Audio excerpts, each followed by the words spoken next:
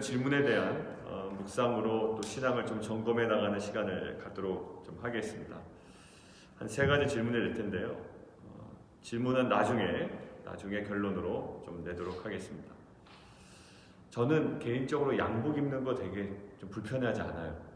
그러니까 남들은 될 수 있으면 양복을 안 입으려고 하는데 타이도 빨리 풀으려고 그러잖아요. 저는 그게 그렇게 어색하진 않더라고요. 대신에 이제 조금 살이 쪄서 와이셔츠가 끼면 불편해요. 근데 그것만 아니면 굳이 타이 매는 것도 불편하지 않고 또 양복 걸치는 것도 또 입고 다니는 것도 또 구두 신고 다니는 것도 실은 불편하진 않습니다. 그래서 저는 고등학교 때 한국에서 그 교복 입잖아요. 그래서 교복 입을 때 교복 입는 것도 실은 불편하지 않았어요. 아이들은 될 수 있으면 헐렁하게 입고 막 단추 풀고 넥타이를 매야 되는데 넥타이도 막 풀고 다니고 그랬어요. 근데 저는 그게 그렇게 어색하지가 않더라고요. 그런데 그런 저에게도 불편할 때가 있습니다. 언제냐면 점심시간에 농구할 때, 그리고 제가 갑자기 어딜 뛰어가야 할 때, 그때는 전혀 어색하지 않던 그 복장들이 좀 불편하게 느껴지는 거예요. 그때 생각나는 것들이 있습니다. 집에 있는 그 운동화, 집에 있는 그 간단한 운동복, 이것들이 이제 간절해지는 거예요. 자, 무슨 말씀 드리려고 그러냐면, 경주를 내가 하고 있다면 양복이 거추장스럽게 여겨지기 마련입니다. 내가 일상생활하고 업무를 보고 사무를 보고 어디 신방을 가고 이럴 땐 전혀 어색하지 않습니다. 오히려 그것이 나에게 너무 편해요. 자세도 바르게 하고 또 나의 어떤 그 몸의 품새나 이런 것들도 좀 교정해주고 너무나도 좋습니다. 근데 내가 지금 경주를 하고 있다면 그 순간만큼은 그것이 너무나도 거추장스러운 거예요. 자, 오늘 묵상하는데 첫 번째 질문이 이겁니다. 내가 정말 경주를 하고 있는가? 내가 경주를 하고 있는가? 오늘 본문에 의하면 내가 정말 경주를 하고 있다면 양복이 불편한 것처럼 내가 진정한 경주를 하고 있다면 모든 무거운 것이 느껴져야 된다고요. 평소에는 느껴지지 않아요. 그러나 경주하고 있다면 갑자기 그것이 무겁게 느껴지고 또 이 얽매이기 쉬운 죄가 갑자기 거추장스럽게 나에게 불편하게 다가와야 된다. 결국 이거예요. 나에게 죄가 거추장스러운가? 나에게 죄가 그렇게 무겁게 느껴지는가? 이것이 우리가 경주를 하고 있느냐라는 질문에 대한 하나의 기준입니다. 정말 우리가 경주하기로 결정한다면 어느 순간에 그것은 굉장히 거추장스럽게 느껴질 거예요. 제가 달리기 마라톤을 좋아하는 건 아마 여러분들 많이 아실 겁니다. 풀코스 마라톤을 뛰려면 달리기가 제일 돈이 안 들 것 같아서 시작을 했는데 달리면 저희 아내도 있지만 돈이 조금 들어갑니다. 왜냐하면 운동화도 좀 좋은 걸 사야 되고요. 그 다음에 옷도 기능성 옷이 또 있어요. 가볍고 또 땀 배출이 잘 되는 그런 옷들이 있다고요. 그래도 다른 운동보다는 돈이 적게 들어갑니다. 그 옷을 입어야 돼요. 바꿔 입어야 된다고요. 달릴 때 가벼워야 되거든요. 그러니까 마찬가지로 내가 경주를 하고 있다면 분명히 그 모든 것들은 거추장스럽게 여겨져야 돼요. 첫 번째 질문이었습니다. 내가 정말 경주를 하고 있는가? 무엇으로 느낀다고요? 죄가 나에게 거추장스럽다라는 것들 매일매일 나에게 느껴진다면, 내가 그것이 너무나도 불편하고 그것이 나에게는 너무나 거추장스럽게 여겨진다면 여러분들은 경주를 잘 하고 있는 줄 믿습니다. 그리고 두 번째예요. 예수님의 순종의 궁극적인 목적이 무엇일까요? 예수님께서 순종하신 궁극적인 목적. 예수님께서 순종하신 궁극적인 목적은 죽음 자체가 아니었어요. 죽음 자체가 목적이 아니라 자기 자신 앞에 놓인 기쁨이 목적이었다. 그 목적은 결국 뭐였냐면 하나님 보좌 우편에 앉으시는 그 기쁨을 위하여 십자가를 참으신 것이지 십자가를 참으신 것 자체가 목적이 아니었음을 오늘 성경은 이야기하고 있습니다. 십자가 신학에 잘못된 어떤 적용이 있습니다. 죽음이 목적이 되어버려요. 그래서 무엇을 자랑합니까? 죽는 것만 자랑해요. 그런데 정작 무엇을 위해서 죽는지 모를 때가 많습니다. 무작정 죽는 거예요. 근데 예수님은 분명히 목적을 아시고 죽으셨어요. 우리는 목적도 모르고 죽습니다. 그리고 투덜대요. 왜 십자가를 져야 되는지를 몰라요. 근데 예수님은 아셨어요. 내가 왜 이 십자가를 참아내야 되는지, 그리고 부끄러움을 개의치 아니해야 되는지, 그리고 자기에게 거역한 일을 왜 참아내야 되는지 분명한 목적을 하셨어요. 무엇이었죠? 그 앞에 있는 기쁨을 위하여. 자, 그래서 두 번째 질문입니다. 기쁨이 있으십니까? 라는 거예요. 정말 십자가를 감당할 만한 기쁨이 나에게 있으십니까? 그리고 그 기쁨은 무엇입니까? 그것이 확실해야 십자가를 걸어갈 수가 있습니다. 예수님도 실은 십자가를 걸어갈 수 있었던 목적은 단 한 가지, 분명한 목적이 있었기 때문에 우리는 십자가와 고난이 목적인 것 같이 생각하지만 실은 그것은 하나님의 방법일 뿐이었어요. 하나님께서 얻고자 하신 것은 무엇이었을까요? 죽음이 아니었다.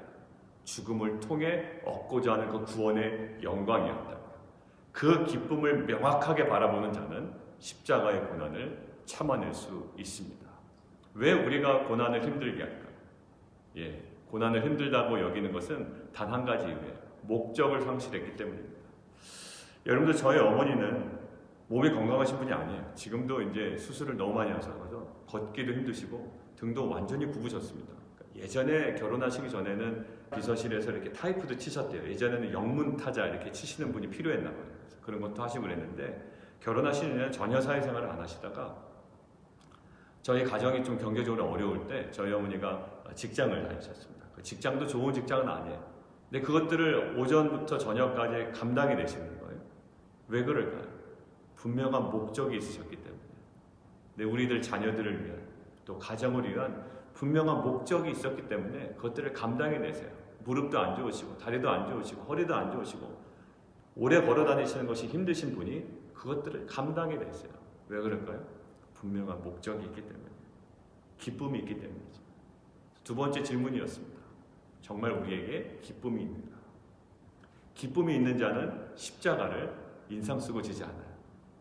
예수님은 아마 굉장히 힘드셨겠지만 그 마음속의 미소만큼은 잃지 않으셨을 거예요. 마치 그 부모와 자녀들을 생각하며 이 어려운 시간들을 감당해 내시는 것처럼 아마 그 기쁨이 명확했기에 그 십자가를 지실 수 있었습니다. 여러분에게 다시 묻습니다. 십자가 신학을 걸어가는 우리 공동체, 우리 지체 여러분, 죽는 것이 목적이 되면 안 됩니다. 우리에게 목적이 반드시 있어야 됩니다. 무엇이 여러분의 목적이고 무엇이 여러분의 기쁨입니까? 그것이 여러분의 십자가의 삶을 가능하게 합니다. 그리고 세 번째는 이겁니다. 아들들에게 징계하신대요. 아들들에게 징계하신데 그것들을 어떻게 여기지 말래요? 5절인가요? 5절에 보면 내 아들아 주의 징계하심을 경히 여기지 말래요. 하찮게 여기지 말라는 거예요. 혼을 냈는데 좀 진지해야 되잖아요. 근데 그것들 개의치 아니하고 경히 여기는 거. 그렇게 하지 말래요. 근데 그거와 또 정반대되는 또 다른 극단이 있어요. 어떤 극단이 있을까요? 5절 후반부예요. 그에게 꾸지람을 받을 때 낙심하는 거예요. 하나는 너무 경히 여기고요. 하나는 또 너무 주눅들어서 낙심하는 거예요. 여러분들 자녀 혼낼 때 이 두 가지 모습 때문에 힘들죠. 혼내면서도 마음이 아파요. 한 명은 너무 또 의기소침해 있고 한 명은 말 전혀 어른들이 얘기할 때 그런 소리 하죠. 귀퉁머리로도 안 듣는다 그러나요? 얘가 듣는 건지 안 듣는 건지 모를 때가 있어요. 그러니까 너무 양쪽의 극단이에요. 그럼 무엇을 원하실까요? 9절 후반부에 보면 육신의 아버지가 너희를 징계하여도 공경하였지 않냐. 그러니까 영의 아버지께서 그렇게 징계하실 때에 이게 결론. 더욱 복종하며 살아야 된다. 너무 경히 여기지도 말고 그렇다고 너무 낙심하지도 말고 오히려 그 영의 하나님 아버지께서 말씀하신 대로 복종할 것을 이야기해요. 왜냐하면 아들한테는 그렇게 징계를 하지 않는다라는 거예요. 그 당시 로마법에는 이런 것이 있습니다. 사생자, 노포스라는 단어인데요. 이 사생자는 이런 거예요. 아버지 통제에서 벗어나 있고 무엇을 받지 않냐면 교훈이나 징계를 받지 않아요. 사생자는 받을 필요가 없습니다. 아예 로마법으로 되어 있어요. 그런데 받지 않는다는 것이 사실 그들에게는 그 당시에는 굉장히 좋아 보여요. 왜요? 징계를 받지 않고 교훈도 받지 않아요. 자신의 마음대로 살 수가 있다고요. 그런데 반대적으로 보면 아들처럼 기업받지를 못하고 또 가계를 잃지도 못한다는 사실을 알아야 되는 거예요. 징계 없는 것이 좋은 것이 아니라 얼마나 비참한 것인지를 알아야 된다는 거예요. 자, 그렇다면 질문입니다. 그렇다면 우리는 무엇을 두려워하고 있는가라는 거예요. 무엇을 두려워하고 있는가? 실은 이쪽에서 보면 꾸준함 받을 때 낙심한다는 것은 그냥 두려워하고 있다는 거예요. 의기소침해하고 있다는 거예요. 그것이 두려운 거라는 거예요. 근데 그렇게 하지 말래요.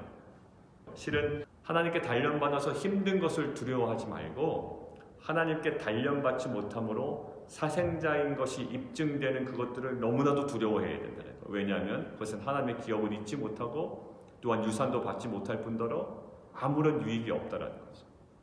여러분들 그 대기업의 그 2세, 3세들 그 대기업을 물려받을 때 그냥 물려받지 않습니다. 여러분들 우리가 보기에는 사회적으로 여러 가지 무례를 많이 일으키는 그 또 2세, 3세들이 있기 때문에 저 사람들은 그냥 자동적으로 그것들을 물려받나 보다 그렇지만 그것을 물려받기 위하여 여러분들 이 기업 안에 얼마나 많은 시선들이 있습니까?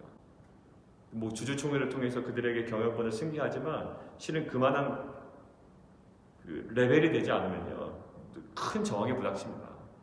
사람들이 가만히 있겠습니까? 그러니까 그 아들을 훈련시키신다. 누가요? 아버지가 유학을 보내던 또 어디 훈련을 보내던 또 현장으로 보내던 그냥 평탄하게 그 아들을 냅두질 않아요. 더 혹독하게 훈련시킨다고. 그러고 나서 주주총회에 딱 내는 겁니다. 이만큼 뭐 했다고? 훈련 받았다고. 훈련시키지 않는다? 이것은 무엇을 의미할까요? 나 너에게 물려주지 않을 거야 라는 거예요.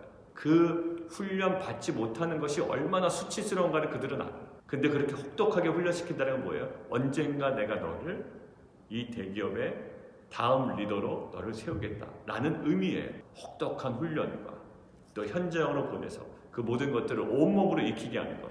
이것은 그러한 의미가 있다. 자, 우리는 무엇을 두려워해야 됩니까?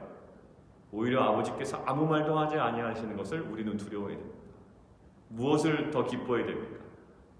아버지가 유학 보내고 또 현장으로 보내고 말단 직원으로 먼저 시작하게 하고 이것들을 알아야 돼요. 아, 이것이 어떠한 의미인지. 결국 이 징계는 우리를 하여금 어떻게 합니까? 오직 하나님은 10절 우리의 유익을 위해 그의 거룩하심에 참여하게 한다. 우리가 날마다 거룩을 향해 가고 있는가? 무엇을 통하여? 징계를 통하여. 이 징계를 낙심하거나 경히 여기면 거룩을 향하여 가지 않습니다. 그냥 투덜투덜만 돼요. 그러나 우리가 이 징계를 중히 여기고 이것들을 오히려 하나님의 격려로 여긴다면 우리는 어느 쪽으로 간다고요? 거룩을 향해서 간대요. 자, 결국 그로 말미암아 연단받은 자들은 11절입니다. 의와 평강의 열매를 맺느니라. 오늘 본문에서 보면 예수님은 어떤 분이십니까? 우리의 경주의 페이스메이커예요. 제가 마라톤 대회 나가니까 헬륨 가스를 넣은 풍선을 이제 매단 페이스메이커들이 뜹니다. 거기에 써 있어요. 저를 따라오시면 4시간 안에 들어옵니다. 그리고 어떤 분은 저를 따라오시면 4시간 20분 안에 들어옵니다. 그래서 그 사람들은 그 속도로 뛰는 거예요. 그러니까 내가 그 사람만 쫓아가면 4시간 20분 안에 들어가는 거고 이 사람만 쫓아가면 4시간 안에 들어갑니다. 우리가 누구를 쫓아갑니까? 예수님을 쫓아갑니다. 예수님만 쫓아가면 돼요. 예수님께서 목적 삼으신 것 쫓아가면 감당해내는 그러한 힘이 생깁니다. 예수님이 우리한 페이스메이커예요. 그리고 마지막 주경기장에 들어가면 허다한 관객들이 우리를 위하여 박수를 치고 있습니다. 제가 마라톤 얘기를 너무나도 많이 했죠. 한 35km 정도 정말 지나면 정말 마의 구간이에요. 정말 포기하고 싶어집니다. 버스에 올라타라고 버스가 한 수십 대가 대기하고 있어요. 사람들이 올라탑니다. 근데 도저히 올라탔다가 거기에 있질 못하겠는 거예요. 집에 있는 아내, 또 내 가정, 야, 나를 보고 살고 있는데 내가 이거에 포기하면 되나? 내가 어디 아픈 것도 아니고 힘든 것 때문에 포기하면 되나? 다시금 내려가서 뛰는데요. 마지막에 그 주경기장으로 딱 들어갔는데 사람들이 온 가족들이 나와 있잖아요. 저희 가족들은 이제 집에 있지만 모든 선수들이 들어올 때마다 박수를 쳐줍니다. 네, 이상하죠. 그렇게 못 뛸 것 같다가도요. 그 사람들이 박수를 쳐주니까요. 어디서 그렇게 힘이 났는지 랩타임이라고 하죠. 랩타임. 그 랩타임이요. 그때 랩타임이 그 정도 나올 수가 없어요. 무슨 100m 달리기 선수가 뛰는 것처럼 그 주경기장을 내가 모르게 달리고 있다. 그 어떠한 거예요? 그 많은 사람들의 격려와 박수예요. 아마 우리가 힘들 수도 있습니다. 그러나 수많은 증인들이 우리를 위하여 박수를 쳐주고 그것들이 우리가 보여지고 우리가 느껴질 때 우리는 그것들로 인하여 또한 새로운 격려와 힘이 생길 줄 믿어요. 그리고 우리가 결승선의 기쁨을 바라봐야 됩니다. 우리가 기쁨이 있는가? 내가 지금 왜 뛰고 있지? 이런 거예요. 나중에 결승선의 기쁨이 없으면. 근데 결승선의 기쁨을 보고 끝까지 경주를 인내해가며 또 감당해 나가는 귀한 공동체가 되기를 원합니다. 이 시간 함께 좀 기도하겠습니다. 첫 번째 질문입니다. 첫 번째 질문은 내가 지금 경주를 하고 있는가? 라는 거예요. 경주를 하고 있다면 뭔가 거추장스럽게 여겨져야 돼요. 옷도 그렇고요. 또 얽매이긴 쉬운 죄가 자꾸 걸려야 됩니다. 두 번째, 기쁨이 있는가요? 우리는 그냥 십자가의 죽음이 최고의 목적이라고 생각했습니다. 아니에요. 그게 목적이 아닙니다. 우리에게 정말 진정한 최종적인 목적을 이루기 위한 삶이 십자가의 삶이에요. 그리고 세 번째, 그렇다면 우리는 무엇을 두려워하는가? 징계 없는 것, 편안하고 안락한 것이 우리에게 기쁨이 아니라 오히려 그것이 우리에게 두려움이 되어야 됩니다. 하나님 너무 편합니다. 너무나도 징계가 없습니다. 이거 뭔가 이상한 거 아닙니까? 라는 진정한 두려움의 대상이 바뀌어야 됩니다. 하나님, 이 세 가지 질문을 통하여 우리의 신앙을 점검하는 귀한 하루 되게 해주십시오. 오늘도 우리에게 이 질문으로 말씀하시고 점검하기를 원하시는 그 지점에 머물러 주님과 묵상하며 변화되는 귀한 하루 될 수 있도록 인도하여 주옵소서. 우리 함께 기도하며 나가도록 하겠습니다. 하나님, 또 몸에 있는 모든 약한 부위들을 주님의 보혈로 안수하여 주시옵소서. 하나님 치유하시고 하나님 그 모든 약함이 예수 그리스도의 보혈의 능력으로 강하여지고 온전히 치유되고 회복되는 귀한 역사 있게 하여 주시옵소서. 우리 모두에게 살아계신 하나님에 대한 또 다른 귀한 간증이 되게 하시고 정말 이것을 통하여 우리 살아있는 공동체 하나님 마지막 지점을 향하여 하나님 그 경주를 멈추지 않은 귀한 공동체 될 수 있도록 인도하여 주옵소서. 우리 함께 기도하겠습니다.